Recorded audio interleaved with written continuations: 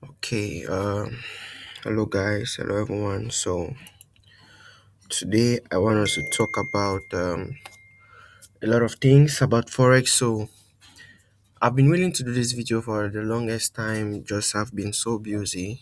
So when we talk of CRT, a lot of traders will say I'm a CRT trader, I'm an SMC trader, I'm this, I'm that, I'm this, I'm that. So I want us to look at the measure rules you need to do or the things you need to do as a CRT trader and how you can use CRT with demand and supply for your advantage. So as we all know, what is CRT? CRT stands for Candle Range Theory, and CRT is the power of three. So it is based of three candles. So you see, from the chart here we have the accumulation, we have the manipulation, and we have the distribution, which is the range high, range low. So this is the range, this is the manipulation, and this is the distribution. So when we come down, you start to understand what is demand and supply, because so many people trade demand and supply and they don't even know what demand and supply stands for. So what is demand and supply? These are points of interest, POIs. You don't trade in the middle, you wait for price to reach those zones. So you cannot trade in the middle of anywhere. So you need to wait for price to reach at that area where your demand is or your supply is. So demand and supplies are just the ranges, the areas, the places where you have interest at. So when you come down to supply, you will see supply. This is a zone whereby seller pressure overwhelm buyers. So sellers are fully in control of the market. So sellers are in control. So you will need to be looking at what? You need to be looking at a drop. So you look at a drop-based drop or a rally-based drop because you're going to the downside. So you'll be looking at those potential pullbacks to continue taking the drop to the downside or to continue taking the selling to the downside. And when you come to demand, it's just like at the opposite of supply. So these are the zones where buyer pressure overwhelm the sellers. So buyers are more than the sellers in the market. So that is just it. And now when you come, what is I would like to know about the confluences of a CRT plus demand and supply. So CRT demand and supply confluences. What are the confluences you need to be looking at as a trader? So as a trader, you need to first of all start by understanding the market. You have the market is in either it's buying or you're selling. So either it's bullish or it's bearish. So you have those two phases. So now let's say for example you are looking at at a bearish setup. You wait for price to hit the 4 hours candle,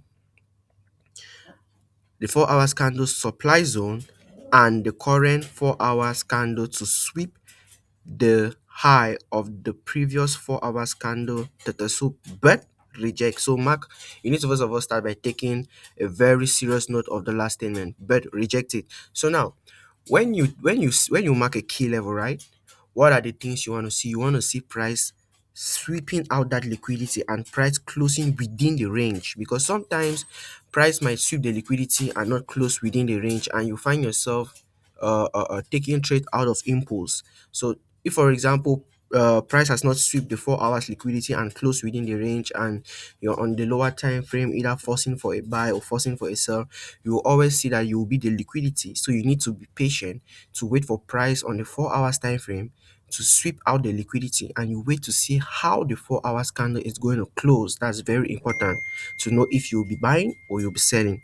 And the same thing go for the buy opportunity. So you wait for the price to close uh, uh to hit the demand zone.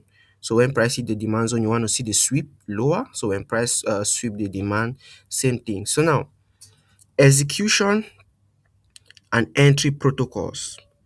The first thing you need to understand in your execution and entry protocols are: do not click buy or sell as soon as price sweep out liquidity. Always wait for the candle to close. Very important, because so many people, we just want to hurriedly enter that trade. We are scared maybe the trade is gonna leave us behind. But then you need to understand that you are not supposed to be in a rush when trading, because trading requires patience. You can enter that trade and the candle is not yet closed, and boom, you are thinking of selling and suddenly the market start buying. all of us has been there. I've been there. So I'm talking out of my own personal experience of things that have happened to me. So I'm trying to put them out.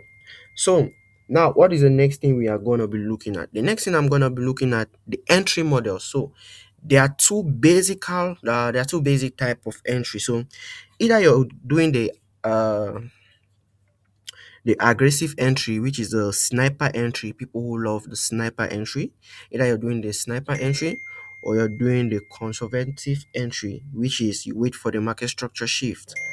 You understand? So if you're a aggressive trader, you just want to see immediately as price has hit and collected liquidity and the candlestick close within the range, you just want to place your trade.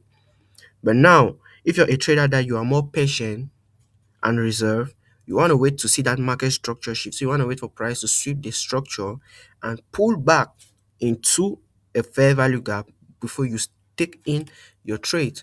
So guys, as a trader, you need to first of all start by understanding you need to be patient, and I will be dropping how to identify a CRT on our next video, and how to have a good model one entry.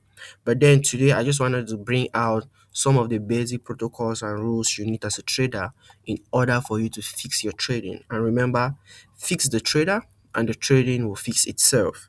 Thank you guys. Like, subscribe, and share, and see you guys on the next video.